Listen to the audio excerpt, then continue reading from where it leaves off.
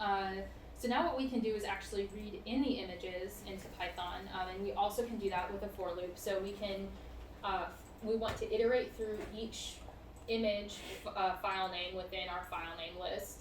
So for file name in list of image file names, we want to make sure that there's no non-image files that are that are read in, because that will throw an error. And so right now we're ignoring pickle data structures and .dstore. .dstore is just something that's generated as like it's a memory saving thing where it's, if you like pull up an image and then quit out of it the wrong way, it creates a .dstore. Really annoying. But we can make sure that they don't throw any errors or read in by using this if statement. So this is a way to catch errors.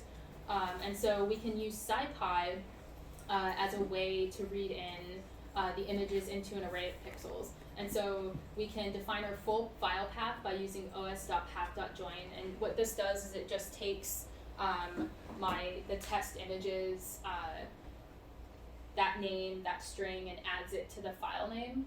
And then we can read in that full file path, and then if that's successful, it prints loaded in that image. And then it appends it to a list of images. And then this just deletes the temporary image, and this is just a way to remove it from memory.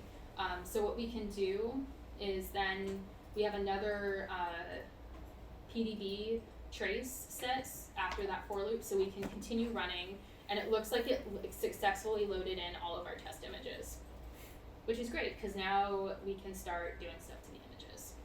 So we can access an image array by indexing into the list of images. So one of the things to keep in mind with Python is that if you have a list, it starts, the first index of the list is at 0.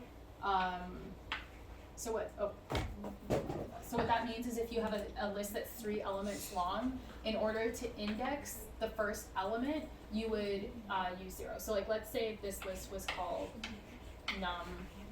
If I set a variable num equal to this list, I would have to, and I wanted to access the first element, I would do num of 0. And that, and if I wanted to access 6, I would do num of 2.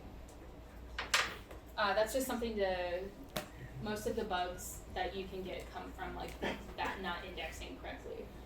So what we can do is we can assign a new variable, first image, it assigns that to list of images, and then we want to check the shape of each image.